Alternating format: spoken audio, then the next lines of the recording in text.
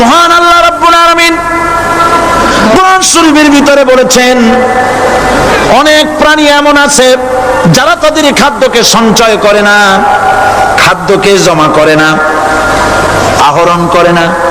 সকালবেলায় একটা খাবার খেলো, দুপুরে কি খাবে তার জানা নাই। শকুন পৃথিবীর মাঝি থেকে 3 মাইল উপরে ওড়ে, তার চোখকে আল্লাহ পাক এত তীক্ষ্ণ বানিয়ে দিয়েছেন, এই চট্টগ্রামের কোথায় মরা গরু আছে 3 মাইল উপর দিয়ে দেখতে পায়?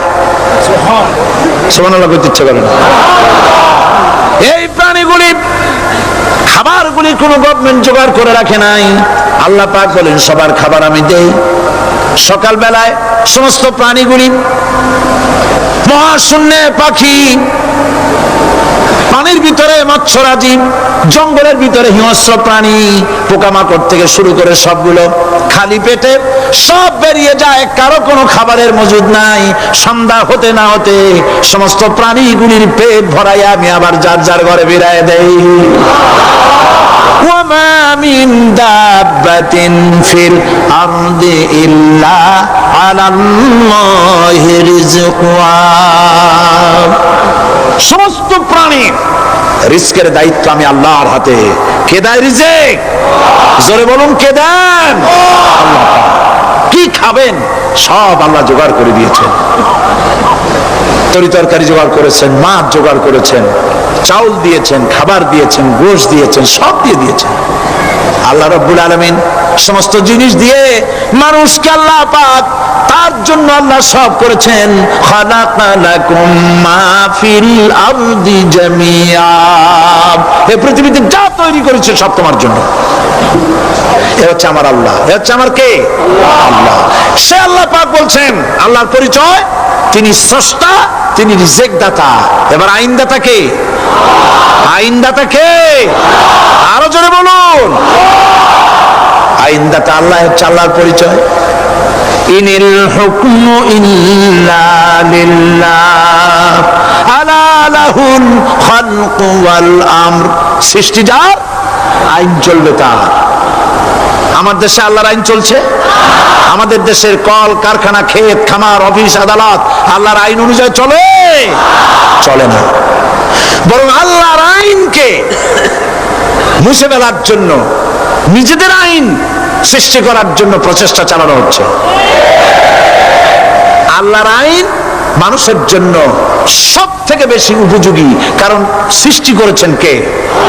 বলেন, কে করেছেন? আল্লাহ। প্রত্যেকটি মেশিন আপনি যা কিনবেন, রেডিও হোক, টিভি হোক, যে কোনো যন্ত্র হোক, গাড়ি হোক, তার সাথে একটা লিটারেচার, একটা বই তার সঙ্গে দিয়ে দেওয়া হয়। ওই বইয়ের মধ্যে লেখা থাকে এটা কিভাবে চালানো হবে, অপারেট করা হবে, তার সিস্টেম লেখা থাকে। আপনার ইচ্ছা মতো চালাইলে হবে না। এই মানব গোষ্ঠীকে সৃষ্টি করেছেন। এখন আপনি যদি আপনার আইন মতো চালান, তা কি চলবে?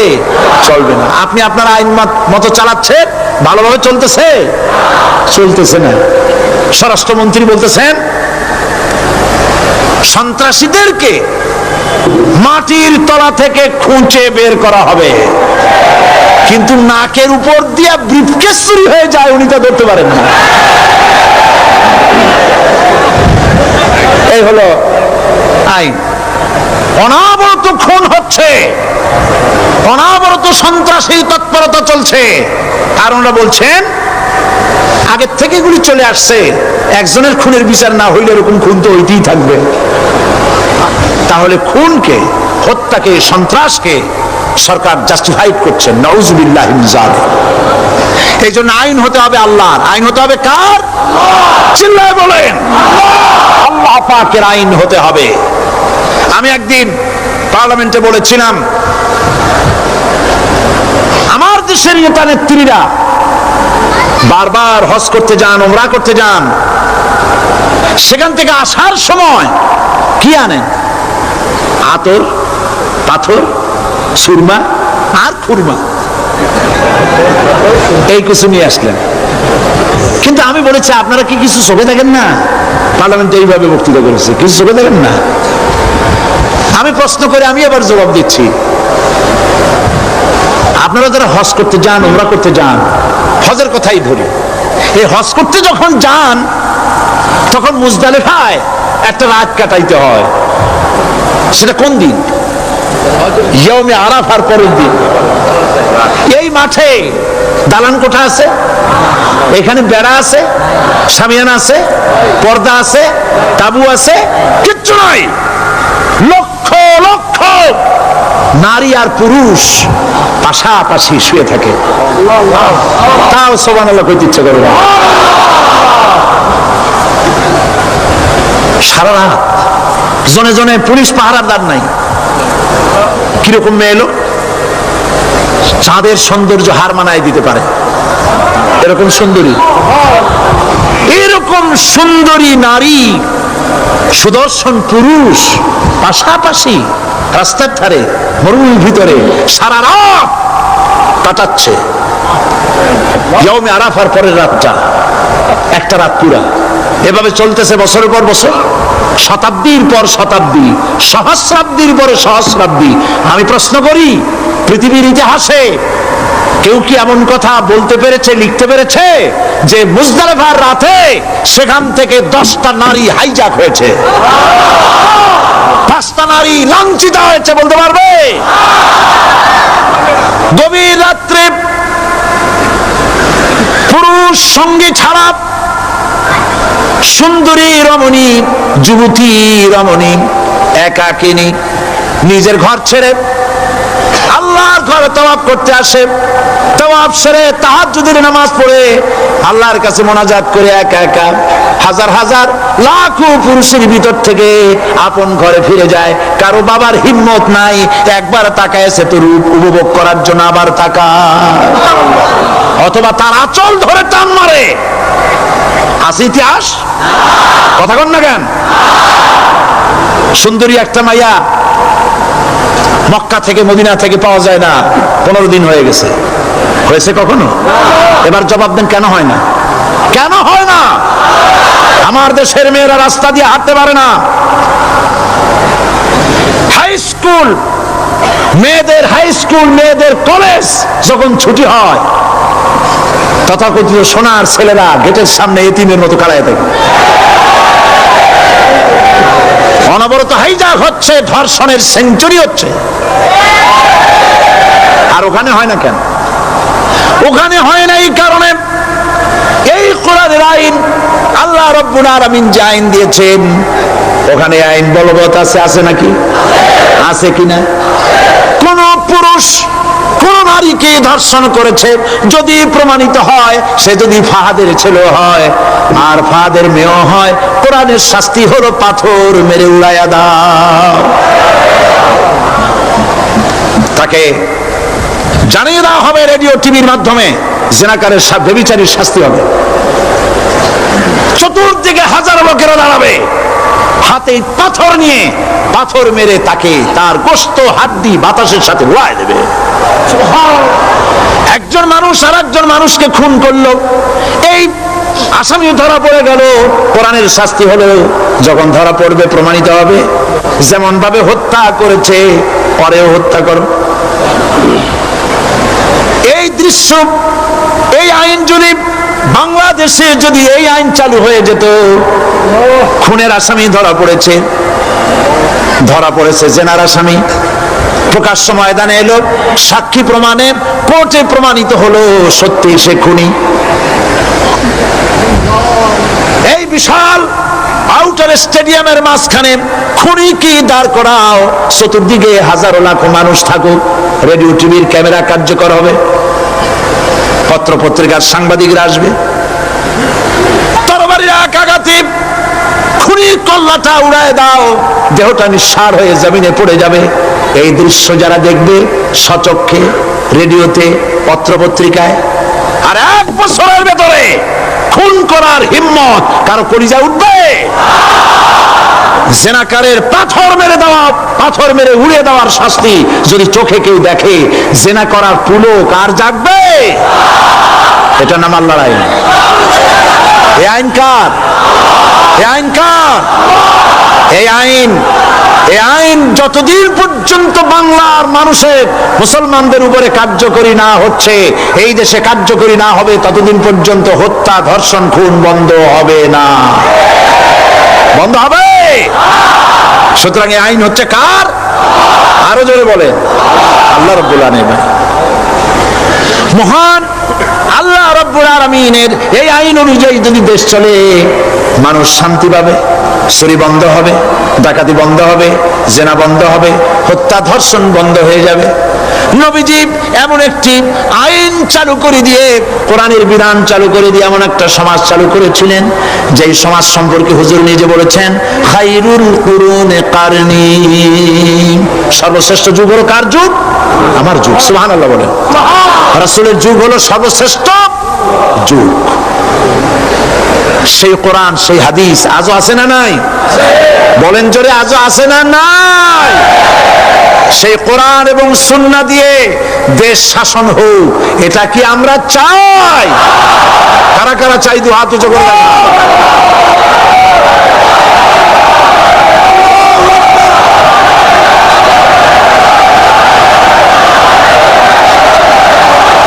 আরে ভাই, আপনারা দাঁড়ায় গেলেন কেন? বসেন বসেন।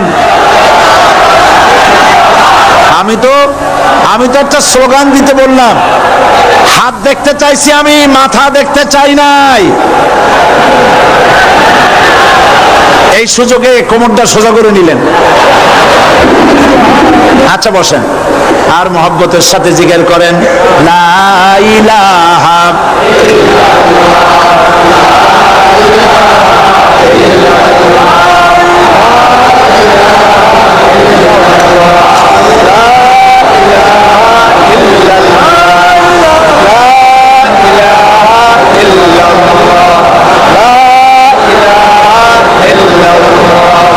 জোরে সরে সবাই জিকির করেন, লা ইলাহা ইল্লাল্লাহ, লা ইলাহা ইল্লাল্লাহ, লা ইলাহা লা ইলাহা ইল্লাল্লাহ মুহাম্মাদুর রাসূলুল্লাহ। বসুন, আমরা মুনাজাত করব। আল্লাহ রাব্বুল আলামিন আয়াতুল কুরসির ভিতরে আল্লাহর সার্বভৌমত্বের কথা বলেছেন, আল্লাহু লা ইলাহা ইল্লা হুয়াল হাইয়ুল কাইয়্যুম। পড়েন আমার সাথে সবাই, আল্লাহু লা ইলাহা ইল্লা হুয়াল হাইয়ুল কাইয়্যুম। আল্লাহ হচ্ছেন যিনি ছাড়া কোনো ইলাহ নাই, তিনি শাশ্বত চিরঞ্জীব। সুবহানাল্লাহি ওয়া বিহামদিহি। আগামীকাল এর বাকি অংশ আমি আপনাদের সামনে আলোচনা করব ইনশাআল্লাহ। জোরে বলেন ইনশাআল্লাহ। দাঁড়ানো ভাইরা বসেন। আপনাদের পাশে যারা দাঁড়িয়েছেন অনুরোধ করে বসায় দেন। বলেন যে আর 5 মিনিট বসেন, আল্লাহর রাস্তায় হাঁটেন না। হ্যাঁ বলেন, বলেন আপনারা যে আল্লাহর রাস্তায় হাঁটেন না, বসেন, সবাই বসেন। এত বড় মাহফিলের মুনাজাত, সুবহানাল্লাহ বলেন। চট্টগ্রামের ইতিহাসের শ্রেষ্ঠ মাহফিল, চিল্লায় বলেন সুবহানাল্লাহ। গোটা বিশ্বের কোরআনের শ্রেষ্ঠ মাহফিল, বলেন সুবহানাল্লাহ। যারা বলেন আলহামদুলিল্লাহ। আগামীকাল এ মাহফিলের আখেরি মুনাজাত হবে ইনশাআল্লাহ। বলেন ইনশাআল্লাহ। আমি আন্তরিকভাবে দুঃখিত, প্রতি বছর আমার মা বোনদের জন্য, চট্টগ্রামবাসী আমার মা বোনদের জন্য আলাদাভাবে তাদের প্রশ্নের উত্তর দেই এবং তাদের সামনে কোরআন হাদিসের কথা আলাদাভাবে বলি। এবছর দিন কম হয়ে গেল বলে মহিলারা, মা বোনেরা বঞ্চিত হয়ে গেলেন। শিশু কিশোরদের জন্য আলাদাভাবে সমাবেশ করা হয়, তাও বঞ্চিত হয়ে গেল। এই বিশাল তাফসীরুল কোরআন মাহফিলের বরকত থেকে চিটাগংবাসীকে যারা বঞ্চিত করলো, আল্লাহ তাদের হেদায়েত নসিব করে দিয়ে। যদি হৃদয় থাকে, যদি হৃদয় বলে কিছু থাকে, বিবেক বলে যদি কিছু থাকে, আর শরীর যদি মুসলমানের পিওর রক্ত থাকে, তাহলে বাড়ি বসে অনুশোচনা করা উচিত, চোখের পানি ফেলানো উচিত ওই সব লোকের যারা এই বরকতপূর্ণ মাহফিলকে বাধা দিয়েছে। আর যাদের কলজার মধ্যে আল্লাহ মোহর মেরে দিয়েছে, এগুলোর তো হেদায়েত হবে না। যাদেরকে আল্লাহ পাক তৈরি করেছেন জাহান্নামের জন্য, ওদের কাছে মাহফিল সহ্যই হবে না। নাউজুবিল্লাহ বলেন। চট্টগ্রামবাসীর জন্য তাফসীরুল কোরআন মাহফিল নিয়ামত। এই নিয়ামত কিয়ামত পর্যন্ত আল্লাহ টিকায় রাখুন, বলি আমিন। আগামীকালের আখেরি মোনাজাতে সমস্ত মুসলমান চতুর্দিক থেকে আল্লাহ পাকের নারা লাগাতে লাগাতে আসবেন। আল্লাহু আকবার, নারে তাকবীর। গোটা চট্টগ্রাম, গোটা চিটাগং শহর আগামীকাল কোরআনের মিছিলের শহর হবে ইনশাআল্লাহ।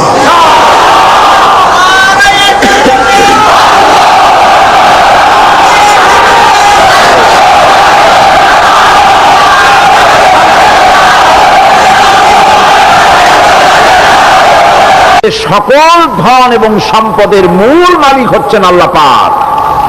সমস্ত ধন সম্পদের মালিক কে? আল্লাহ সুবহানাহু ওয়া তাআলা। কোরআনে কারীম বলছে, লিল্লাহি মা ফিস সামাওয়াতি ওয়া মা ফিল আরদ। আকাশ এবং জমিনের ভিতরে যা কিছু আছে সব কিছুর মালিকানা কার? জোরে বলেন কার? আল্লাহ রাব্বুল আলামিন হচ্ছেন এর একচ্ছত্র মালিক। সুতরাং বান্দাদের কাছে কিছুদিনের জন্য এগুলিকে আমানত রাখা হয়েছে।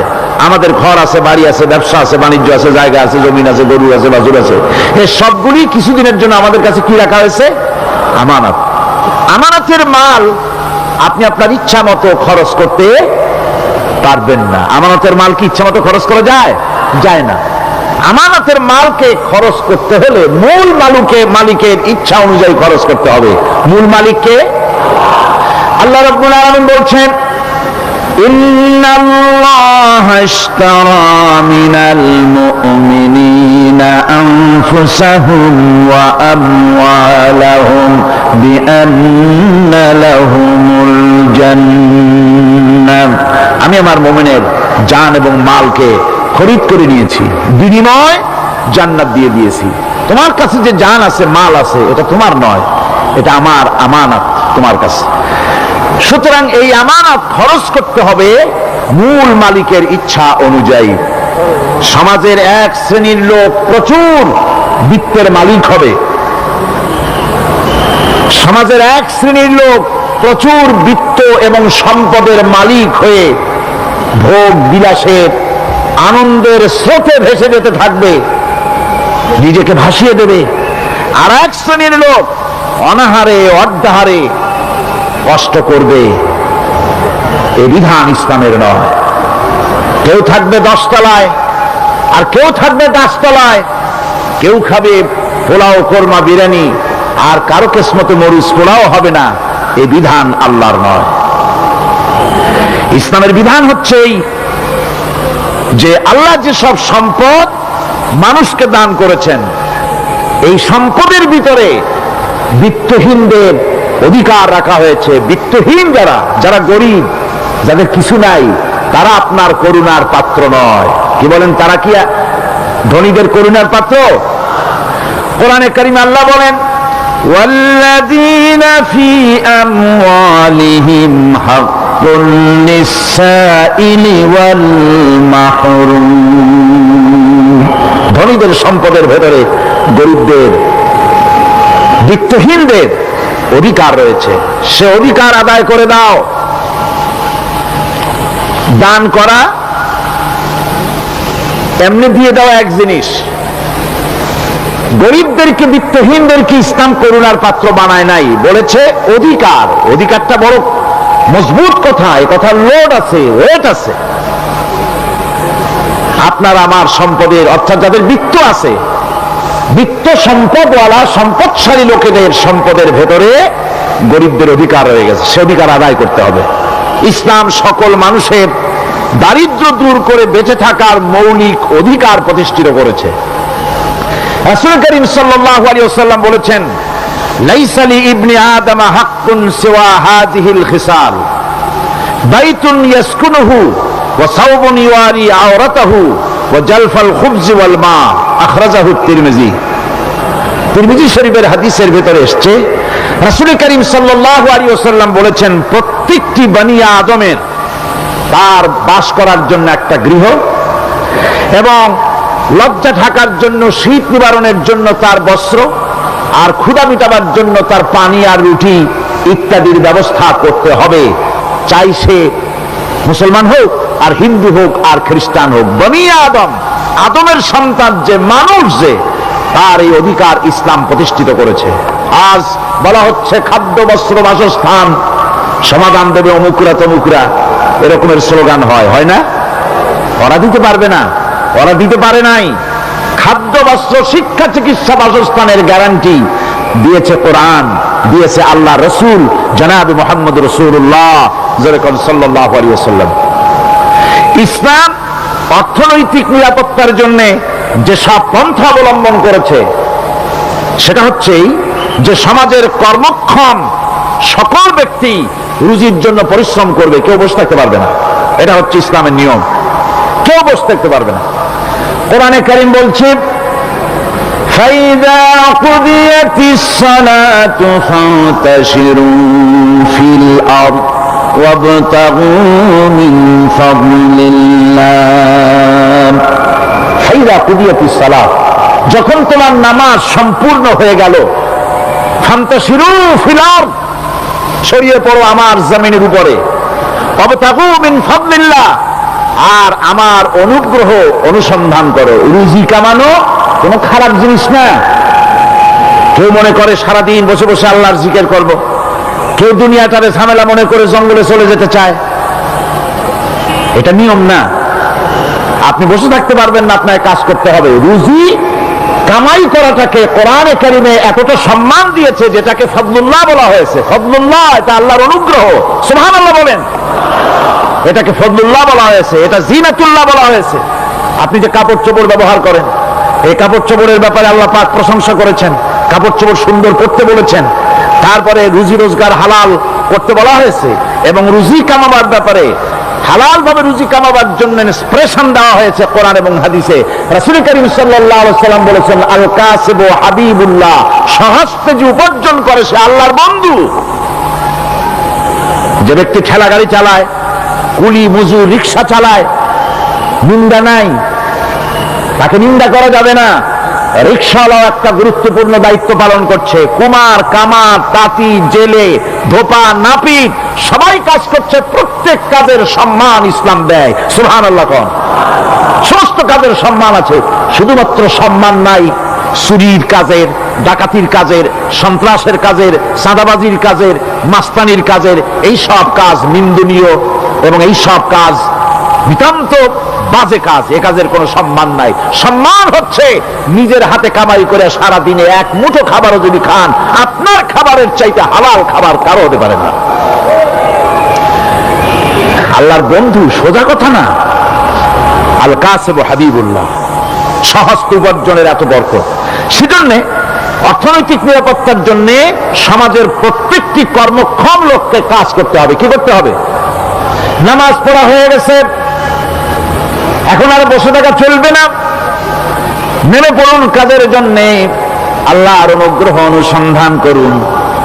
এরপরে আল্লাহ পাক বলছেন, আমার অনুগ্রহ রুজি কামাও, আর রুজি কামাবার সময় আযকুরুল্লাহ যিকরান কাসীরা লাআল্লাকুম তুফলিহুন। আর জিকির করবা আমার বেশি, আমার জিকির করবা। বলা হচ্ছে রুজি অনুসন্ধান করো, আর বলা হচ্ছে আমার জিকির করো। তো জিকির আর রুজি সন্ধানের ভিতরে সামঞ্জস্য কি? সামঞ্জস্যটা হচ্ছে এই যে আপনি যখন ইযকুরুল্লাহ কাসীরান, আপনাকে বেশি করে জিকির করতে হবে। জিকির মানে কি? স্মরণ করা। জিকির মানে কি?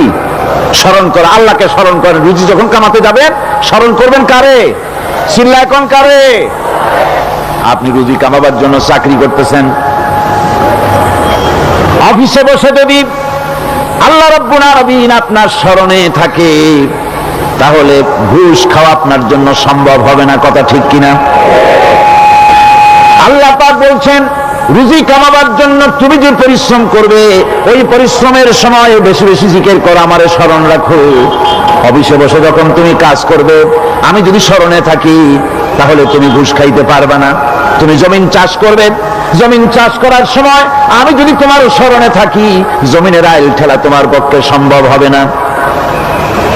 যত রকমের রুজি রোজগারের পথ আছে, আমাকে স্মরণ করো, খারাপ পথ থেকে বাঁচো, হালাল ভাবে রুজি কামাও। হালাল রুজির ভিতরে আল্লাহ রাব্বুল আলামিন বরকত দিয়া দিবেন। আর কাজ করার জন্য বলা হয়েছে, রাসূল করিম সাল্লাল্লাহু আলাইহি ওয়াসাল্লাম বলেছেন, ইজা সাল্লাইতুমুল ফাজরা ফালা তানুমু আন তালবি আরযাকিকুম। ফজরের নামাজ পড়া হয়ে গেছে, ঘুমায়ো না। আমাদের একটা আম অভ্যাস হয়ে গেছে ফজরের নামাজ পড়ে ঘুমানো। হাদিস শরীফে বলা হচ্ছে ফজরের নামাজ পড়া হয়ে গেছে, ঘুমায়ো না। রুজি তালাশ করো, রিজিক তালাশ করো, নিজের সাহায্য করো, অন্যকে সাহায্য করো, নিজের সংসারের জন্য কাজ করো, অন্যের জন্যও করো। হালাল ভাবে রুজি কামাই করে বউকে একটা ব্লাউজ কিনে দিয়েছেন, একটা শাড়ি কিনে দিয়েছেন, বাচ্চাকে ক্লাসের বই কিনে দিয়েছেন, বাজার থেকে মাছ তরি তরকারি কিনে অক্ষম ব্যক্তিদেরকে সহযোগিতা করবে। যারা নাকি উপার্জন করতে পারে না, ওই জাতীয় লোকদেরকে তারা সহযোগিতা করবে। ওয়াকফুলু গানিয়ুহুম ফাকিরাহুম, সেই সমাজের যারা নাকি সামর্থ্যবান, তারা রোজগার করবে এবং গরিবদেরকে সহযোগিতা করবে। আল্লাহর নবী বলেছেন, সে ব্যক্তি মুমিন নয়, সে ব্যক্তি মুমিন নয়, সেই ব্যক্তি মুমিন নয়। সাহাবায়ে কিরাম হতচকিত হয়ে উঠলেন, প্রশ্ন করলেন, নবীজি কোন ব্যক্তি মুমিন নয়? আল্লাহর নবী বলেন, যেই ব্যক্তি পেট পুরে আরাম করে ঘুমায় গেল, এ কথা জানার পর যে তার প্রতিবেশী না খেয়ে শুয়ে আছে, ক্ষুধার যন্ত্রণায় কাতরাচ্ছে, এ কথা জানার পরে যেই মুসলমান ব্যক্তি আরাম করে পেট ভরে খেয়ে ঘুমায়, সে কখনো মুমিনের দাবি করতে পারে না, মুমিন হতে পারে না। কত বড় কথা! ইসলাম মানুষকে তাগিদ করেছে তার প্রতিবেশীর উপরে লক্ষ্য রাখার জন্য, তার প্রতিবেশীকে লক্ষ্য রাখার জন্য, গরিব মানুষের প্রতি লক্ষ্য রাখার জন্য। রাসূল করিম সাল্লাল্লাহু আলাইহি ওয়াসাল্লাম বলছেন, আইয়ু রাজুলিন মাতা দিয়ান বাইনা আগনিয়ায়ে ফাকাদ বারিয়াত মিনহুম জিম্মাতুল্লাহি ওয়া রাসূলিহি। আল্লাহর নবী বলেন, কোন ধনী ব্যক্তিদের মাঝে কোন গরিব প্রতিবেশী যদি না খেয়ে মারা যায়, তাহলে ওই এলাকার বিত্তশালী লোকদের সাথে আল্লাহর সমস্ত সম্পর্ক, রাসূলের সব সম্পর্ক ছিন্ন হয়ে যায়। কে বলতে পেরেছে এত বড় কথা? মানুষের অর্থনৈতিক নিরাপত্তার জন্য কত বড় কথা বলেছে ইসলাম, বলেছে বিশ্বনবী জনাবে মুহাম্মদ রাসূলুল্লাহ সাল্লাল্লাহু আলাইহি ওয়াসাল্লাম। আল্লাহ রাব্বুল আলামিন বলেন, ধনীদের হাতেই যেন সম্পদগুলি পুঞ্জীভূত হয়ে না যায়, কাইলা ইয়াকুনা দুলাতাম বাইনাল আগনিয়াই মিনকুম, তোমাদের ধনীদের হাতে যেন সম্পদগুলি, সমাজের সম্পদগুলি যেন পুঞ্জীভূত না হয়, সেগুলি বরং ছড়িয়ে আস্তে করে যেন সমস্ত গরিব যেন সাধারণের কাছে যেতে পারে, সে ব্যবস্থা করতে হবে। যাকাত প্রদানের মাধ্যমে ধনীদের কাছ থেকে নিয়ে গরিবদেরকে দিয়ে দিতে হবে। আর বুখারী শরীফের সারা ফাথুল বারীতে হাফেজ ইবনে হাজার আসকালানী রাহিমাহুল্লাহ তিনি বলেছেন, যাকাত যদি ধনীরা না দেয়, যদি কেউ দিতে বাধা দেয়, ফামানিমতানা উখিযাত বিহি কাহরান, যদি যাকাত না দেয়, জবরদস্তি করে যাকাত আদায় করে নিবে গভর্নমেন্ট।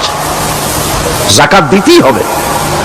মুনকিরিনে যাকাত, যারা যাকাত দিতে অস্বীকার করেছিল, হযরতে সিদ্দিক আকবর, হযরতে আবু বকর সিদ্দিক রাদিয়াল্লাহু তাআলা আনহু, তিনি তাদের সম্পর্কে বলেছিলেন, ওয়াল্লাহি লাউ কাতিলান্না মান ফাররাকা বাইনাস সালাতি ওয়াজ যাকাত, অবশ্যই আমি ওই সম্প্রদায়ের লোকের বিরুদ্ধে যুদ্ধ ঘোষণা করব যারা নামাজ আর যাকাতের মধ্যে পার্থক্য সূচিত করবে। যারা নামাজ তো পড়বে কিন্তু যাকাত দিবে না, সরকারের কাছে যাকাত আদায় করবে না, তাদের বিরুদ্ধে যুদ্ধ ঘোষণা করব। ইসলামী সরকার যদি প্রতিষ্ঠিত হয় তাহলে এই যাকাত আদায় করা হবে।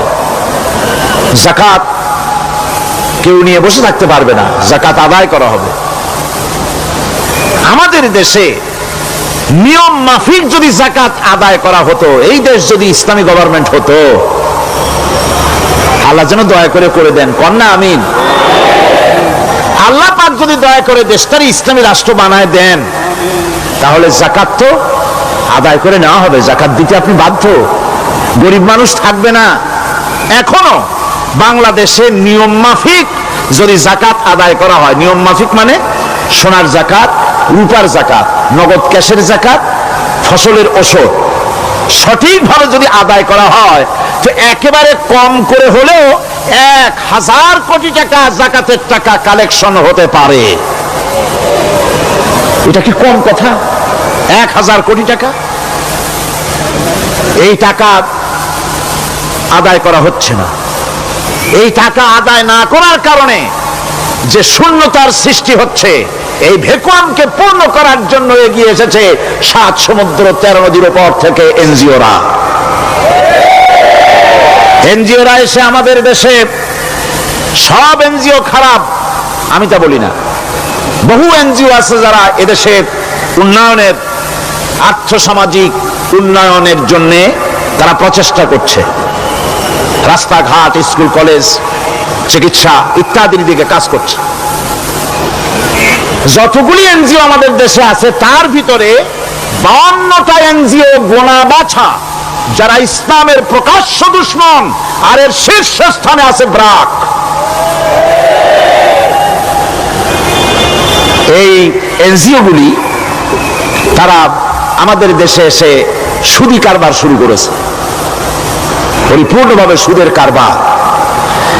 ব্যাংকের থেকে যদি আপনি লোন নেন তাহলে 15 or 17% ইন্টারেস্ট দিতে হবে, আর ওদের কাছ থেকে যে সুদ, যে টাকা নেওয়া হয়, সেই টাকায় গ্রামীণ ব্যাংক থেকে শুরু করে ব্রাক বলেন, কারিতাস বলেন, অক্সফাম বলেন, এডাপ বলেন, যেগুলি আছে এগুলি সুদ নেয় 30 থেকে 34% পর্যন্ত।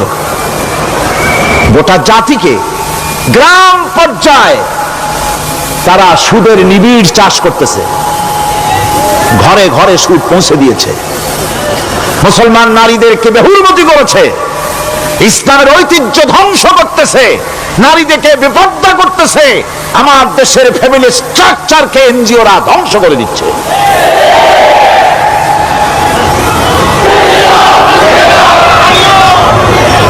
সুতরাং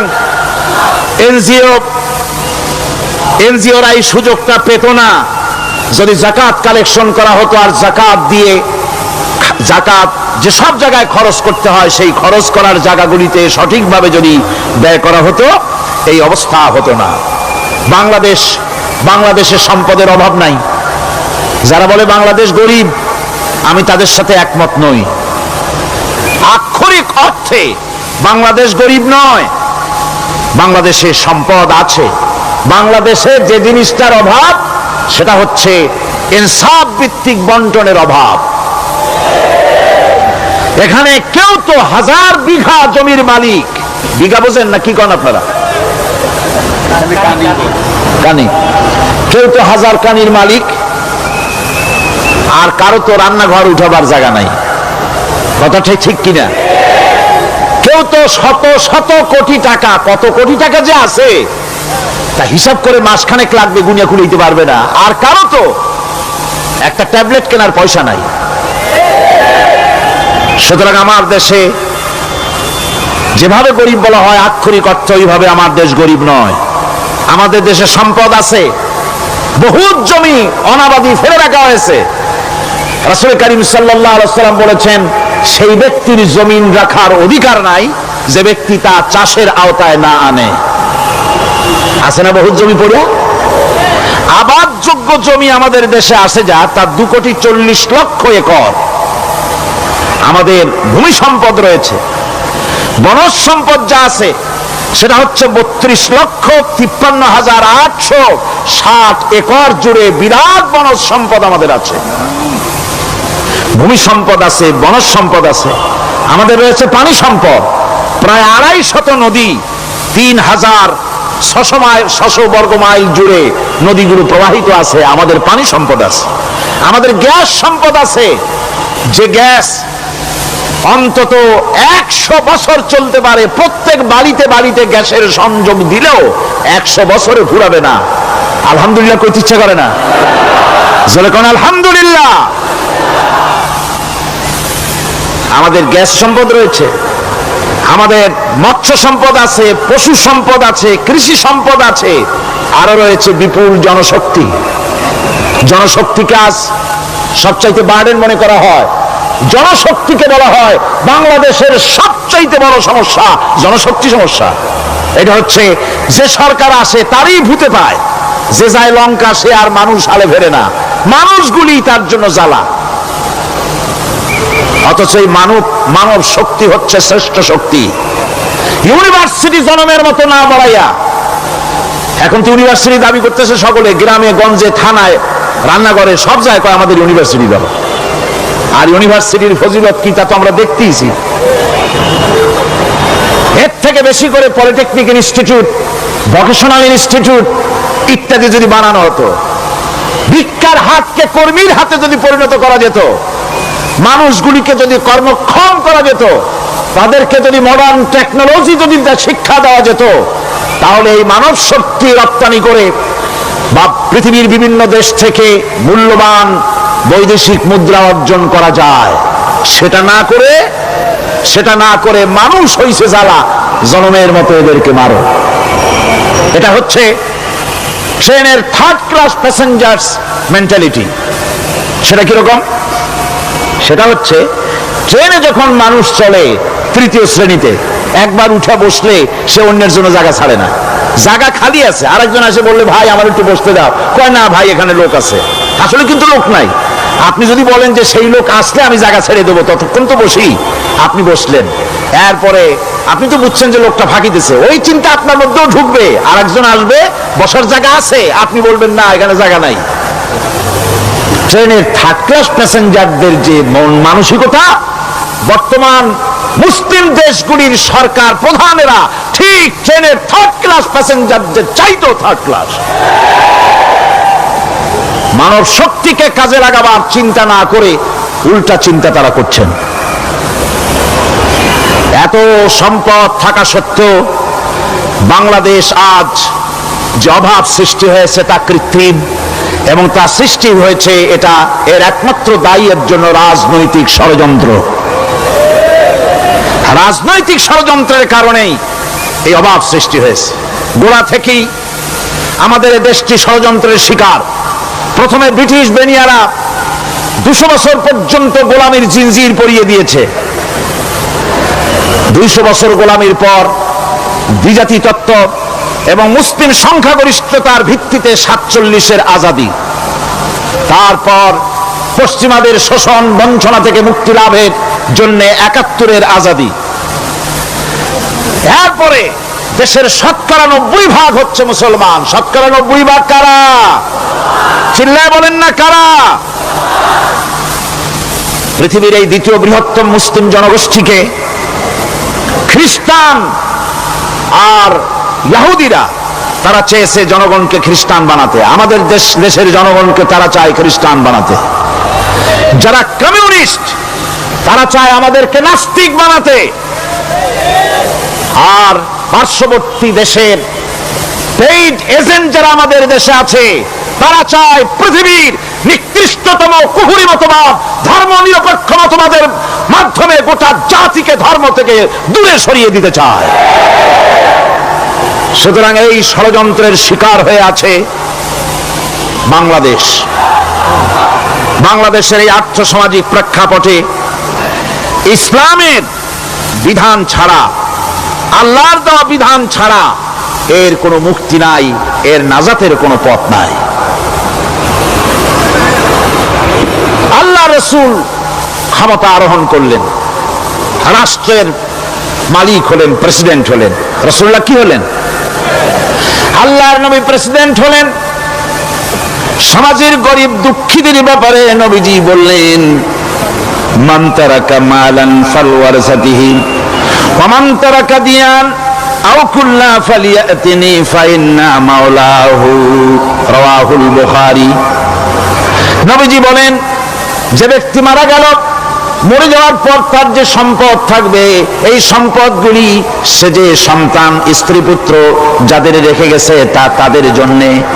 আর যদি সে ঋণগ্রস্ত, যদি ঋণ অবস্থায় সংসারকে রেখে যেয়ে থাকে, তাহলে তার ঋণের বোঝা, ঋণের পরিশোধের দায়িত্ব আমি মুহাম্মদ সাল্লাল্লাহু আলাইহি ওয়াসাল্লাম নিয়ে নিলাম। সমাজের যার কোনো অভিভাবক নাই, তার অভিভাবক আমি মুহাম্মদ সাল্লাল্লাহু আলাইহি ওয়াসাল্লাম। যার কোনো অভিভাবক নাই, সেজন্য আমার কাছে চলে আসে। ইসলামী রাষ্ট্র এই বিধান পেশ করেছে। এর চাইতে সুন্দরতম বিধান পৃথিবীতে আর কেউ দিতে পারে নাই। সেজন্য সেই সমাজে চুরি বন্ধ হয়েছে, ডাকাতি বন্ধ হয়েছে, জিনা বন্ধ হয়েছে, সব বন্ধ হয়ে গিয়ে সুন্দর একটি সমাজ প্রতিষ্ঠিত হয়েছিল। আর রাসূল বলেছিলেন, খায়রুল কুরুনে কারনি, সর্বশ্রেষ্ঠ যুগ হলো আমার যুগ। সুবহানাল্লাহি বিহামদিহি। মানুষ দরজা খুলে ঘুমায়েছে, কারো ক্ষুধার কষ্ট নাই, পড়ার কষ্ট নাই, খাবারের চিন্তা নাই, চুরি ডাকাতির ভয় নাই, ভয় মুক্ত। ওই যে গতকাল বলেছিলাম, যেমন একটা সমাজ আসবে, খাব্বাব চিন্তা করো না, আমি কসম করছি এমন একটা সমাজ প্রতিষ্ঠিত হবে যেই সমাজে চুরি, ডাকাতি, জেনা, ব্যভিচার, হত্যা, ধর্ষণ কোনো ভয় থাকবে না। লা ইয়াখাফু ইল্লাল্লাহ, আল্লাহ ছাড়া কারো কোনো ভয়, মনের ভিতরে ভয় থাকবে না। ওয়ালাকিন্নাকুম তাস্তাজিলুন, তোমরা বড্ড তাড়াহুড়ো করতেছো, বেসবর হচ্ছো, সবর করো, তাড়াহুড়ো করো না। এমন সমাজ আসবে। রাসূলুল্লাহ এরকম একটা সমাজ গোটা পৃথিবীবাসীকে উপহার দিতে পেরেছিলেন না পারেন নাই? পেরেছিলেন কিনা? সেই কথাই আল্লাহ রাব্বুল আলামিনের কথার সঙ্গে বার মিলান। লাইসাল বিররা আন তুওয়াল্লু বুজুহাকুম কিবালাল মাশরিকি ওয়াল মাগরিব, পূর্ব পশ্চিমে কত মাথা ঘুরালে, চেহারা ঘুরালে, এটাই কিন্তু তোমার পুণ্যবান হওয়ার জন্য, নেককার হওয়ার জন্য যথেষ্ট নয়। বরং যথেষ্ট হলো আল্লাহর প্রতি ঈমান আনো, কিতাবের প্রতি, পরকালের প্রতি, ফেরেশতার প্রতি, নবীদের পরে ঈমান আনো, আর আল্লাহর মহব্বতে, আল্লাহর প্রেমে উদ্বুদ্ধ হয়ে আর একটা বড় কাজ করো, সেটা হলো ওয়াতাল মালা আলা হুব্বিহি যাবিল কুরবা ওয়াল ইয়াতামা ওয়াল মাসাকিন ওয়াবনাস সাবিল ওয়াস-সাইলিনা ওয়া ফির রিকাবি ওয়া কামাস সালাতা ওয়া الزكاة والموفون بعهدهم إذا عاهدوا والصابرين في البأساء والضراء وحين البأس أولئك الذين صدقوا وأولئك هم المتقون। আরেকটি গুরুত্বপূর্ণ কাজ করতে হবে আল্লাহ পরকালে বিশ্বাস করার সাথে সাথে, সেটা হলো এই, তোমাদের জানের মতো প্রিয় ধন এবং সম্পদকে আল্লাহর মহব্বতে খরচ করতে হবে। সেজদা দিয়া কপালে দাগ লাগাইছো, কিন্তু প্রতিবেশীকে সাহায্য করো নাই, গরিবদেরকে দাও নাই, এতিমকে দাও নাই, বোনকে ঠকাইছো, মেয়েকে ঠকিয়েছো, তোমার ওই সেজদায় কিয়ামতে কাজ দিবে না। প্রকৃতপক্ষে নেককার পুণ্যবান হওয়ার জন্য গরিব জনসাধারণকে সহযোগিতা করতে হবে। এরপরে মাঝখান থেকে যেটা বাদ দিয়েছিলাম, বলেছিলাম নামাজ এবং যাকাত। আমি যাকাতটা কালকে আগে নিয়ে এসেছিলাম, নামাজটা ছিল আগে। সেই নামাজটা যেহেতু আলাদা একটা বিষয় হবে, আর যাকাতটা সদকার সাথে সামঞ্জস্য আছে, সেই জন্য যাকাত আর সাদাকার কথাটা একসঙ্গে মিলাই বলেছিলাম। এখন শুরু করছি নামাজ। সালাত, সালাত এর আবিধানিক অর্থ হচ্ছে কোন জিনিসের দিকে মুখ ফিরানো। সালাতের অর্থ হচ্ছে নিকটবর্তী হওয়া, মুখ ঘুরানো, মুতাওয়াজ্জা হওয়া। ওই যে হযরত ইব্রাহিম আলাইহিস সালাম বলেছিলেন, ইন্নী ওয়াজ্জাহতু ওয়াজহিয়া লিল্লাযী ফাতারাস সামাওয়াতি ওয়াল আরদ। জানেন আপনারা? পড়েন, ইন্নী ওয়াজ্জাহতু ওয়াজহিয়া লিল্লাযী ফাতারাস সামাওয়াতি ওয়াল আরদা হানিফা ওয়া মা আনা মিনাল মুশরিকিন। নিশ্চয় আমার মুখ ঘুরায় দিলাম কার দিকে? যিনি আকাশ এবং জমিনের স্রষ্টা, সব কিছুর মালিক যিনি, তার দিকে আমি মুতাওয়াজ্জা হলাম। নামাজের অর্থই হচ্ছে মুতাওয়াজ্জা হওয়া, মুখ ঘুরিয়ে দেওয়া, চেহারা ঘুরিয়ে দেওয়া। আর নামাজের আরেক অর্থ হচ্ছে নিকটবর্তী থেকে আরো নিকটবর্তী হওয়া। আমরা কি নিকটবর্তী হতে চাই? না বুঝলে কবেন কি? নিকটবর্তী হইতে চাই কার? আল্লাহ। আমরা কি আল্লাহর নিকটবর্তী হতে চাই? আল্লাহ রাব্বুল আলামিন বলেন, নিকটবর্তী হতে হলে ওয়াসজুদ ওয়াকতারিব, সিজদা দাও আর সিজদার মাধ্যমে আমার নিকটবর্তী হয়ে যাও। সিজদা দিলেই আল্লাহর নিকটবর্তী হওয়া যায়। কোন সুবহানাল্লাহ। সাহাবী, আল্লাহ নবীর সাহাবী প্রশ্ন করেছেন, নবীজি, বান্দা কখন আল্লাহর নিকটবর্তী হয়ে যায়? নবীজি বলেছেন, বান্দা যখন সিজদা দেয় তখন আল্লাহর বান্দার মাঝে কোনো হিজাব থাকে না, একদম আল্লাহ পাকের নিকটবর্তী হয়ে যায় বান্দা যখন সিজদায় পড়ে যায়। সুতরাং নামাজ হচ্ছে নিকটবর্তী হওয়া, সালাত এটা হচ্ছে নিকটবর্তী হওয়া। নামাজ ফরজ হওয়ার কারণ হচ্ছে এই যে মানুষ আল্লাহর বান্দা বা গোলাম হিসেবে সৃষ্টি হয়েছে, তাই একমুখী হয়ে রবের বন্দিগি করা এটা হচ্ছে তার স্বাভাবিক একটা প্রকৃতি। আল্লাহ রাব্বুল আলামিন এই প্রকৃতির দাবি মিটাবার জন্যই নামাজের ব্যবস্থা করেছেন। মানুষের ফিতরত, মানুষের নেচার, মানুষের ফিতরত হচ্ছে এই যে কারো না কারো কাছে মাথা নত করা, হাত জোড় করা, মাথা নত করা, সার্বভৌমত্বের মালিক কাউকে মনে করা। হাত জোড় করতে হলে, মাথা নত করতে হলে, সার্বভৌমত্বের মালিক হিসেবে কাউকে গ্রহণ করতে হলে আল্লাহর বিকল্প কেউ আছে নাকি? ইসলামের মূল দাওয়াতটা হলো ফিতরত অনুযায়ী দাওয়াত দেওয়া হয়েছে। মানুষ যেন মাথা নত করে, গোলামি করে। এজন্য আল্লাহ রাব্বুল আলামিন বলেছেন যে আমি মানুষ এবং জিনকে সৃষ্টি করেছি, তার কারণটাই হলো মা খালাকতুল জিন্না ওয়াল ইনসা ইল্লা লিয়াবুদুন। মানুষ আর জিন জাতিকে সৃষ্টি করা হয়েছে ইবাদতের জন্য, গোলামির জন্য।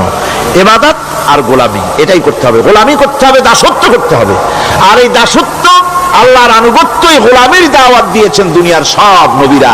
কোন নবী বলেন নাই যে আমার গোলামি করো। কেউ বলেছেন? বলেন জোরে, কেউ বলেছেন? আল্লাহ পাক বলেন, ওয়ালাকাদ বা'আসনা ফি কুল্লি উম্মাতির রাসূলা আনি ইবুদুল্লাহা ওয়াজতানিবুত তাগুত।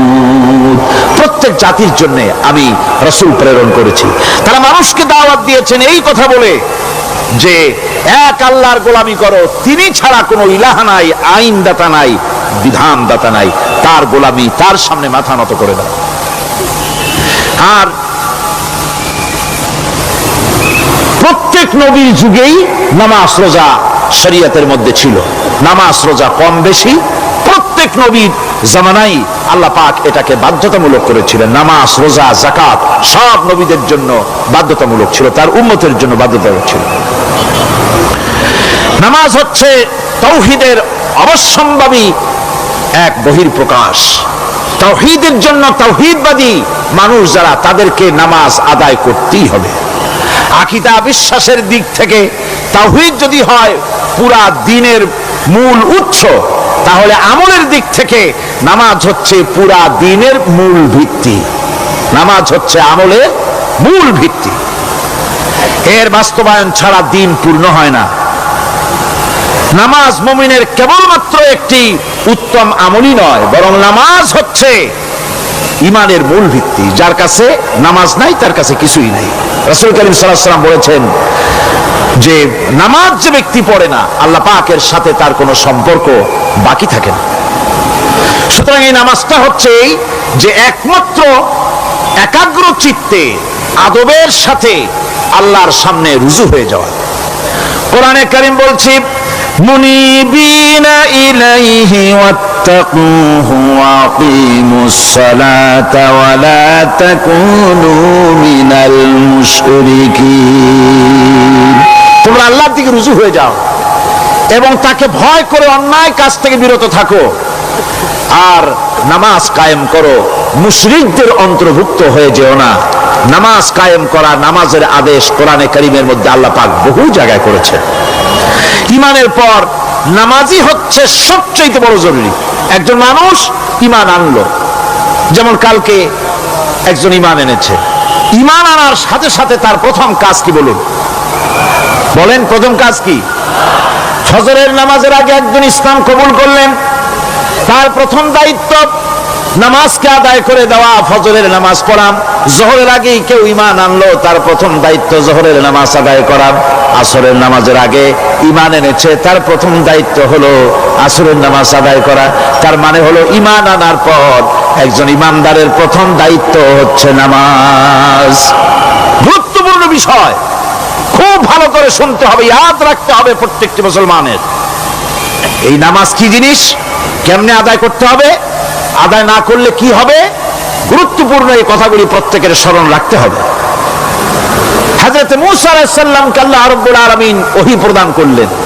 যেদিন ওহী দিলেন, ওহী দিয়ে সেই মুহূর্তে আল্লাহ পাক তাকে শোনালেন, ইন্নানি আনাল্লাহ লা ইলাহা ইল্লা আনা ফা'বুদনি ওয়া আকিমিস সালাতা লিযিকরি।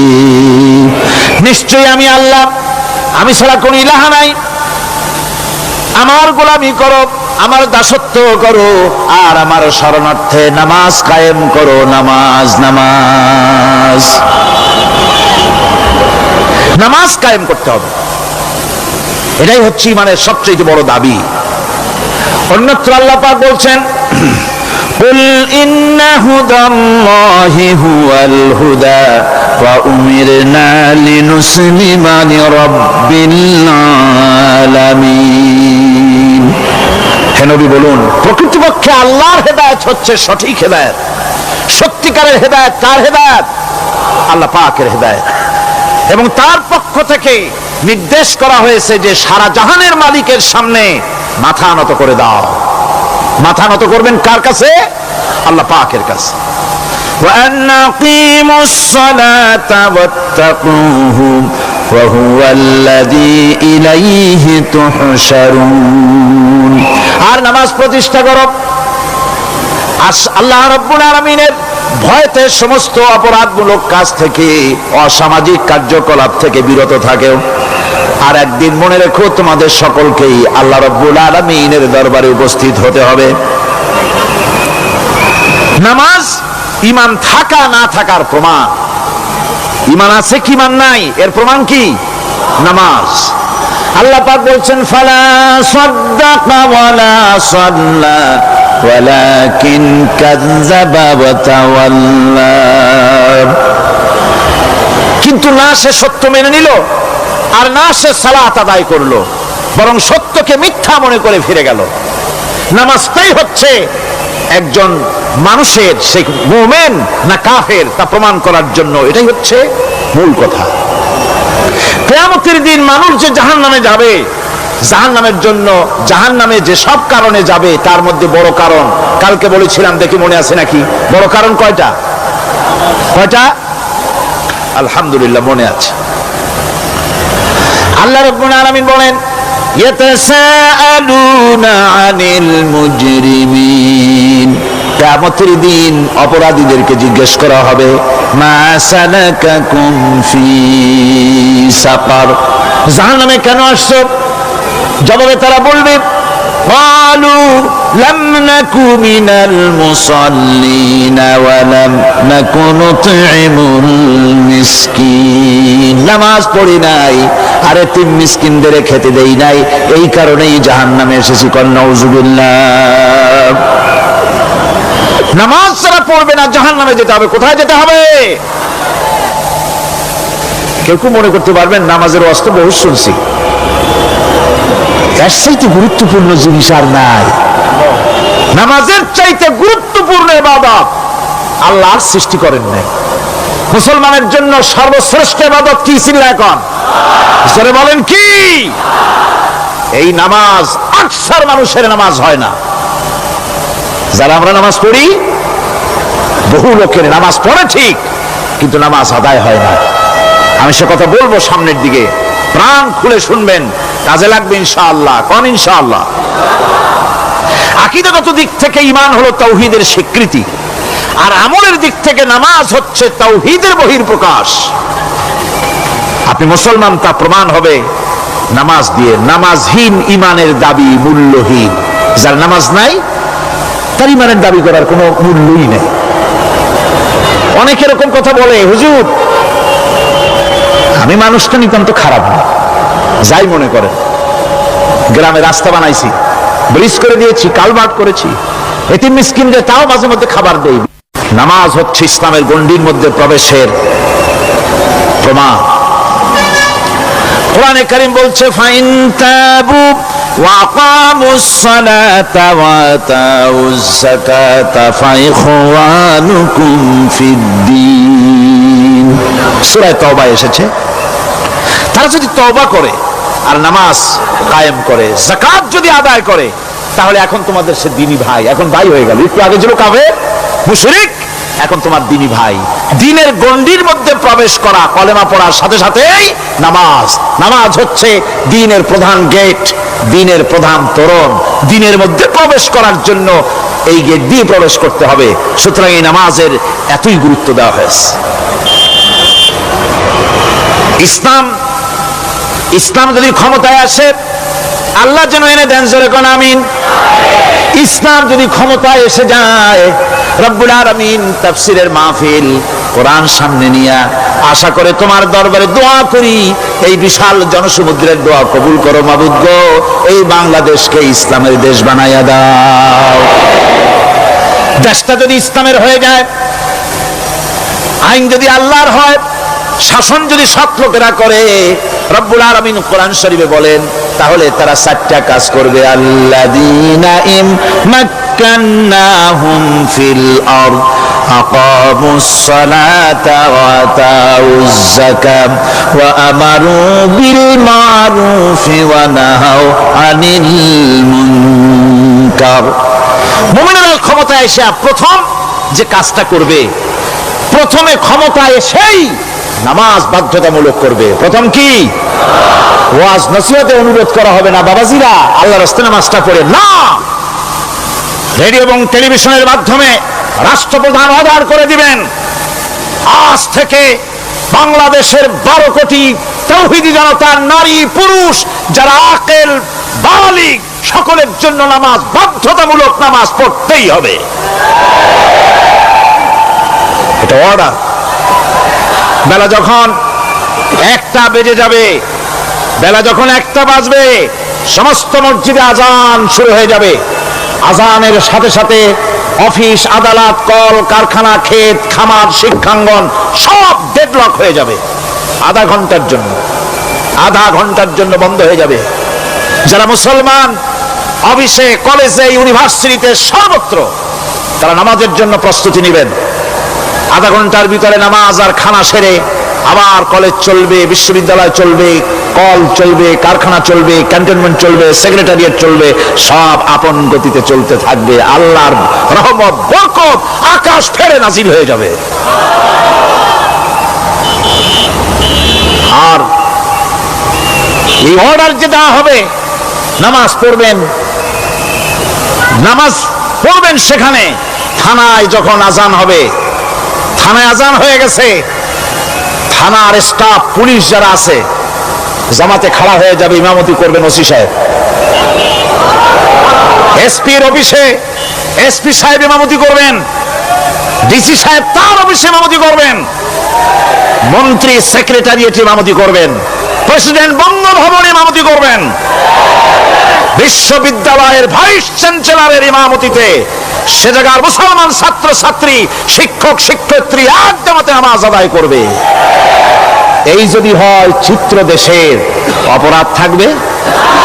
থানায় ওসি সাহেব নিজেই যদি জামাতের ইমামতি করেন, এইভাবে নামাজ আদায় করেন পুলিশদের নিয়ে জামাতে, ঘুষ আর খাবে তারা? এসপি সাহেবের অফিসে, ডিসি সাহেবের অফিসে মন্ত্রীরা যদি ভাবে নামাজ কায়েম করে, তাহলে কি অন্যায় অপরাধ কিছু থাকবে সমাজে? থাকবে না। সুতরাং নামাজ বাধ্যতামূলক করে দেওয়া হবে। নামাজ বাধ্যতামূলক, সকলকে নামাজ পড়তে হবে। নামমাত্র মুসলিম জাতির রাষ্ট্র ক্ষমতা গ্রহণ করাই হলো ইসলামী শাসন ব্যবস্থা নয়। ইসলাম ক্ষমতায় গিয়া অমুসলিমদের উপরে শাসন জারি করবে, আর অন্যান্য সরকারের মতো আমোদ ফুর্তি করে আর রাস্তাঘাট বানায় এটা না এসিতে শুয়ে থাকবে, তা না। রাস্তা হবে, ঘাট হবে, কলেজ হবে, সব হবে, কিন্তু যারা মুসলমান তাদেরকে নামাজ পড়তে হবে। গোটা জনগণকে শাসক আর শাসিত উভয় গোলাম হবে আল্লাহ। উভয় গোলাম হবে কার? তখন প্রেসিডেন্টের বাবার ক্ষমতা নাই নিজের কোন আইন চালু করে, পার্লামেন্টের বাবার ক্ষমতা নাই ইসলামের বিরুদ্ধে টু শব্দটি করতে পারে। সেখানে শাসক আর শাসিত, শাসক আর শাসিত হয়ে যাবে একজন এক হুকুমদাতার গোলাম। সে হুকুমদাতাকে ইনিল হুকুমু ইল্লা লিল্লাহ আলা লাহুল খালকু ওয়াল আমর। প্রেসিডেন্ট থেকে শুরু করে শাসক আর শাসিত সব আইন মানবে ওই আল্লাহ রাব্বুল আলামিনের, যিনি এই তামাম জাহান সৃষ্টি করেছেন। সৃষ্টি যার আইন চলবে সেই আল্লাহ রাব্বুল আলামিনের, এবং তার আইনের সার্বিক অনুসরণ করে চলতে হবে সকলকে। এক কথায় ইসলামী সরকারের সমস্ত ক্ষমতা ব্যয় হবে নামাজ কায়েম করা আর যাকাত আদায় করার ব্যাপারে। নামাজ যদি কায়েম হয়ে যায়, যাকাত যদি আদায় করা হয়, দুঃখ, দারিদ্র, কষ্ট কিছুই থাকবে না, বেকার সমস্যা থাকবে না। সমস্ত বেকারদেরকে চাকরি না পাওয়া পর্যন্ত বেকার ভাতা দেওয়া হবে। বুড়ো মানুষেরা যখন বুড়ো হয়ে যায়, ছেলের কাছে আদর নাই, বউর কাছে কদর নাই, আর ছেলে বউ বদদোয়া করতে থাকে, বুড়েরা মরে না কেন? আছেন আমাদের সমাজ। ইসলামী সরকার এলে পরে এই বৃদ্ধ মানুষদের ব্যবস্থা করা হবে, তাদের প্রতি এই ধরনের অসদাচরণ কেউ করতে সাহস পাবে না। সুতরাং নামাজ প্রতিষ্ঠা এবং যাকাত আদায় হলেই সমাজের অন্যায় অবিচার যা আছে তার 12 আনাই বিলুপ্ত হয়ে যাবে। কল আলহামদুলিল্লাহ। তখন চাকরিতে প্রমোশন হবে নামাজের ভিত্তিতে। এখন প্রমোশন হয় কে কত ঘুষ খাইতে পারে, কে কত সরকারের দালালি করে বিবেকের বিরুদ্ধে বিরোধী দলকে বেশি করে পেটাতে পারে, এর উপরে ভিত্তি করে প্রমোশন হয়। ইসলামী সরকার যখন আসবে, ইসলামী সরকার যখন প্রতিষ্ঠিত হয়ে যাবে, তখন চাকরির প্রমোশন নির্ভর করবে তার সুন্দর চরিত্র আর নামাজের পাবন্দির উপরে ভিত্তি করে। সমাজে দুঃখ দুর্দশা থাকবে, যেরকম থাকবে থাকবে। আমার ভাইয়েরা, নামাজ হচ্ছে আল্লাহ রাব্বুল আলামিনের সাহায্য লাভের একমাত্র মাধ্যম। আল্লাহর কাছে যদি সাহায্য পেতে চাই তাহলে নামাজ লাগবে। লাগবে কি কোন? وَلَقَدْ أَخَذَ اللَّهُ مِيثَاقَ بَنِي إِسْرَائِيلَ وَبَعَثْنَا مِنْهُمُ 12 نَقِيًّا وَقَالَ اللَّهُ إِنِّي مَعَكُمْ لَئِنْ أَقَمْتُمُ الصَّلَاةَ। আল্লাহ পাক বলেন, বনী ইসরাইলদের নিকট আমি ওয়াদা নিয়েছিলাম, তোমরা যদি মানুষদেরকে অসামাজিক কার্যকলাপ থেকে যদি তোমরা ফিরাইতে পারো, মানুষদেরকে অসামাজিক কার্যকলাপ থেকে তোমরা ফিরাবে। 12টা গোত্রের জন্য 12 জন নকিব নির্দিষ্ট করে দেওয়া হলো, তাদের দায়িত্ব দেওয়া হলো। মানুষদেরকে, সমাজের লোকদেরকে অন্যায় কাজ থেকে তারা ফিরাবে, ভালো ভালো কাজ করার জন্য তাদেরকে আদেশ করবে, অসামাজিক অধর্মীয় কাজ থেকে বাঁচাবার চেষ্টা করবে। এইটা যদি তোমরা করো তাহলে আমি তোমাদের সাথে আছি। শর্ত হলো একটা, তোমাদেরকে নামাজ কায়েম করতে হবে। নামাজ যদি কায়েম করো আমার মদদ তোমাদের জন্য অবধারিত হবে। নামাজ প্রতিষ্ঠা করলেই আল্লাহর সাহায্য লাভ করা যায় জীবনের সকল ক্ষেত্রে। নামাজ হচ্ছে অপকর্মের প্রতিবন্ধক। নামাজ পড়লে অন্যায় কাজ থেকে বাঁচার পথ। অন্যায় থেকে বাঁচাই কিসে? নামাজ। আল্লাহ রাব্বুল আলামিন বলেন, উতলু মা উহিয়া ইলাইকা মিনাল কিতাবি ওয়া কিমিস সালাত ইন্নাস সালাতা তানহা আনিল ফাহশাই ওয়াল মুনকার। হে নবী, এই কিতাব তেলাওয়াত করো, যা তোমার প্রতি অবতীর্ণ করা হয়েছে, এই কিতাব তেলাওয়াত করো আর নামাজকে প্রতিষ্ঠা করো। নিঃসন্দেহে নামাজ মানুষকে পাপাচার থেকে বাঁচায়া দেয়। অশ্লীলতা, পাপাচার থেকে মানুষকে বাঁচায় কে? জোরে চিল্লায় কোন কে? নামাজ। এই নামাজ মানুষকে অন্যায় কাজ থেকে বাঁচায় দেয়। নামাজ যে মানুষকে অন্যায় কাজ থেকে বাঁচায়, কেমনে বাঁচায়? আমরা যে নামাজ পড়ি, এই নামাজে তো আমাদেরকে অন্যায় কাজ থেকে বাঁচাইতে পারে না। নামাজি বহুত মানুষ আছে অন্যায় করে, করে কিনা কর না? করে না? করে। নামাজি অথচ অন্যায় করে। আর আল্লাহ বলছেন নামাজিকে, নামাজ তাকে অশ্লীলতা থেকে ফিরায়। তাহলে কথা কারটা ঠিক? আল্লাহটা। জোরে বলেন, কারটা ঠিক? অবশ্যই আমার আল্লাহর কথা হক। আমি ভুল করতেছি, আমি যেন কোথাও ভুল করতেছি, সামথিং ইজ রং, কোথাও যেন আমরা ভুল করে বসতেছি, সেই ভুলটা কি আমরা আবিষ্কার করতে চেষ্টা করবো ইনশাআল্লাহ। প্রথম যে কথাটা সেটা হচ্ছে এই যে আমরা যা নামাজে পড়ি আমরা তা বুঝি না। কথা ঠিক কিনা? আমি যদি এখন প্রশ্ন করি সামি আল্লাহু লিমান হামিদা অর্থ কি, কন? ফার্স্ট ডিভিশনে কয়েকটা লেটার নিয়ে ফেল করবেন এরকম লোক আছেন না নাই? সুবহান রাব্বিয়াল আলা অর্থ কি জানি না। সুবহান রাব্বিয়াল আযীমের অর্থ কি জানি না।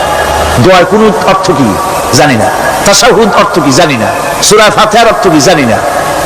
এমন কি উযুর মধ্যে কয়টা ফরজ তাও অনেকের জানা নাই।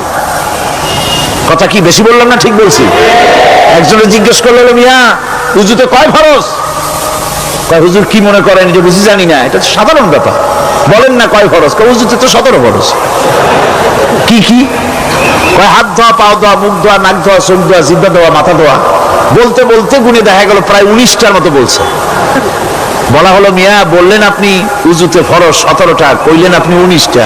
কয় হুজুর জানি আরো, বলি না আপনাদের ভয়তে। উযু জানে না, নামাজ জানে না, তাকে এই নামাজ কেমনে ফিরাবে অন্যায় কাজ থেকে? কথা বুঝতে পেরেছেন? নামাজে কি পড়ি? নামাজে দাঁড়ায় গেলাম, আল্লাহু আকবার অর্থ কি? চিল্লায় কন না আল্লাহু আকবার। এরকম না, মুসলমানের মতো গলা ছেড়ে দিয়ে চিৎকার দিয়ে বলেন আল্লাহু আকবার। এই আল্লাহু আকবার, আল্লাহ সর্বশ্রেষ্ঠ, তার চাইতে বড় আর কেউ নাই। এই কথা দিনরাত 24 ঘন্টার ভিতরে শত শতবার বলি, একবার দুইবার না, শত শতবার বলি আল্লাহ সর্বশ্রেষ্ঠ। এই কথা বলার পরেও মনের মধ্যে অন্য কেউ বড় হয়, আল্লাহর বড়ত্ব যেভাবে মুখ দিয়া বলি ওইভাবে কার্যত পালন করি না। নামাজে আল্লাহু আকবার বললাম, এরপরে সানা পড়লাম, তারপরে সূরা ফাতিহা পড়লাম। সূরা ফাতিহার ভেতরে যে সমস্ত কথাগুলি বললাম সেই কথাগুলি বুঝি না, কি বলেছি তাও জানি না। এরপরে সুবহান রাব্বিয়াল আলা বলেছি, সুবহান রাব্বিয়াল আযীম বলেছি, সামি আল্লাহু লিমান হামিদা বলেছি, অর্থ কি জানি না। আল্লাহ তা শুনতে পান, যে ব্যক্তি আল্লাহর প্রশংসা করেন তিনি তা শুনতে পান। নামাজের মধ্যে আইডিয়া দেওয়া হচ্ছে তুমি যে আল্লাহর জন্য নামাজ পড়তেছো, প্রশংসা করতেছো, এটা এমন নয় যে আল্লাহ পাক দেখছেন না বা শুনতেছেন না। তুমি যা বলতেছো, প্রশংসা করতেছো, আল্লাহ পাক তা শুনতে পাচ্ছেন। সামি আল্লাহু লিমান হামিদা। সুবহান রাব্বিয়াল আলা। আমি মহান সর্বশ্রেষ্ঠ আল্লাহ রাব্বুল আলামিনের পবিত্রতা ঘোষণা করছি, আমি তার প্রশংসা করছি। সূরা ফাতিহার কি আমরা বলি আপনারা ব্যাখ্যা দেখে বুঝে নিয়েন, সেগুলি আমি এখানে বলে বাকি কথা সব শেষ করতে পারবো না। এরপরে আমরা নামাজের মধ্যে দোয়া কুনুত পড়ি। সেই দোয়া কুনুতে যে কি ওয়াদাটা করি, অন্তত আমার তো মনে হয় সাধারণ মানুষের মধ্যে 99.9 লোকেরা জানে না দোয়া কুনুতে কি পড়ে, অর্থ বোঝে না। দোয়া কুনুতের মধ্যে বলা হচ্ছে আল্লাহুম্মা ইন্না নাস্তাঈনুকা, হে আল্লাহ আমি তোমার কাছে সাহায্য চাই। কার কাছে সাহায্য চাই? আল্লাহর কাছে সাহায্য চাই। নামাজের ভিতরে বলতেছেন, এই কথা যদি অর্থ আপনি জানতেন যে তোমার কাছে সকল ব্যাপারে সাহায্য চাই তোমার কাছে, এই কথাটা যদি মনে প্রাণে বুঝতেন, তাহলে দুনিয়ায় কোনো মাজারে গিয়া মরা জিন্দা মানুষের কাছে গিয়া নিজের ছেলে মেয়ে চাইতেন না, চাকরির উন্নতি চেতেন না। আপনি নামাজের ভিতরে বলতেছেন আপনার কাছে, আয় আল্লাহ আপনার কাছে সর্বপ্রকারের সাহায্য আপনার কাছে চাই। নামাজের ভিতরে কিসের মধ্যে বলতেছেন? বিশ্বাস যদি করতেন, যদি বুঝতেন, তাহলে যত বড় পীর আসুক দেশ থেকে আর বিদেশ থেকে, সন্তান চাওয়ার জন্য পাগল হয়ে পায়ের উপরে পড়ে থাকতেন না, আল্লাহর কাছেই চাইতেন। কার কাছে চাইতেন? এরপরে বলতেছেন আস্তাগফিরুকা, তোমার কাছে ক্ষমা চাই, গুনাহ করেছি, অনেক গুনাহ করেছি, তোমার কাছে ক্ষমা চাই। কারণ সাহায্য করতে পারো তুমি, গুনাহ মাফ করতে পারো তুমি। গুনাহ মাফ করার ক্ষমতা কি আছে পৃথিবীর কারো? আকাশে জমিনে আল্লাহ ছাড়া মানুষের গুনাহ কেউ মাফ করতে পারে? এরপরে বলতেছি অনুমিনু বিকা, আয় আল্লাহ আমি তোমার উপর ঈমান এনেছি, পরিপূর্ণভাবে তোমার উপরে ঈমান এনেছি। ওয়া নাতাওয়াক্কালু আলাইক, আর তোমার উপরেই কেবলমাত্র ভরসা করেছি। ঈমান এনেছি তোমার উপরে, ভরসা করছি তোমার উপরে। এই কথাগুলি যদি আমরা বুঝতাম, তাহলে আত্মাটা বড় হয়ে যেত, মাথাটা আল্লাহ ছাড়া কারো সামনে নত হতো না। ঠিক না বেটি? আল্লাহ ছাড়া কারো সামনে মাথা নত হতো না। আল্লাহর উপরই ভরসা, তোমার উপর ভরসা করছি, তোমার উপরই ঈমান এনেছি। এরপরে বলছি ওয়ানুসনি আলাইকাল খায়র, সর্বপ্রকার কল্যাণের সাথে তোমার প্রশংসা করতেছি। ওয়ানাশকুরুকা, আর তোমার কৃতজ্ঞতা স্বীকার করছি, আমি তোমার শুকর আদায় করি, সর্ব ব্যাপারে তোমার শুকর আদায় করি। আর কি করি? ওয়ালা নাকফুরুকা, আমি কুফরি করি না, অকৃতজ্ঞ নই, আমি তোমার কৃতজ্ঞ বান্দা, আমি অকৃতজ্ঞ নই। একথা আপনি নামাজের মধ্যে বলেন, কিন্তু কৃতজ্ঞতা স্বীকার করেন না। আল্লাহ যে ছেলে দিয়েছে শুকর আদায় করেন না, আল্লাহ যে সুন্দরী বউ বা ভালো বউ দিয়েছেন শুকর আদায় করেন না, আল্লাহ সন্তান দিয়েছে শুকর আদায় করে না, আল্লাহ রাব্বুল আলামিন চাকরি দিয়েছেন, বাড়ি দিয়েছেন, জায়গা দিয়েছেন, জমিন দিয়েছেন, যৌবন দিয়েছেন, স্বাস্থ্য দিয়েছেন, শুকর আদায় করে না। আল্লাহ পাক বলেন, বান্দারে যে অবস্থায় থাকো শুকর আদায় করো। লা ইন শাকারতুম লাযীদান্নাকুম ওয়া লা ইন কাফারতুম ইন্না আযাবী লাশাদীদ। আমার নিয়ামতের শুকর যদি আদায় করো আমি বেশি করে বাড়ায় দেব, আর যদি শুকর আদায় না করো তাহলে মস্ত বড় শাস্তি রেখে দিয়েছি। সব ব্যাপারে শুকর আদায় করো, আমার নিয়ামতের শুকর আদায় করো। চোখ দিয়ে দেখতে পাও, কও আলহামদুলিল্লাহ। মুখ দিয়ে কথা বলতে পারো, কও আলহামদুলিল্লাহ। যা খাও মজা লাগে বলো আলহামদুলিল্লাহ। কাজ করতে পারো বলো আলহামদুলিল্লাহ।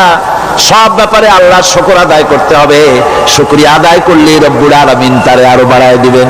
এই কথাই বলতেছি, আল্লাহ শুকর করি, আর তোমার সাথে আমি কুফরি করি না, কৃতজ্ঞ আমি নই। ওয়া নাখলাউ ওয়া নাতরুকু মান ইয়াফজুরুকা, আর আমি ওয়াদা করতেছি এই কথা, তোমার সাথে যারা প্রকাশ্য দুশমনি করে, যারা প্রকাশ্য গুনার মধ্যে লিপ্ত আছে আর তোমার সাথে দুশমনি করে, ওদের সাথে আমার সমস্ত সম্পর্ককে ছিন্ন করে দিলাম। দেখছেন নামাজে কি কইলেন আপনি? আপনি নামাজে কত বড় কথা বললেন।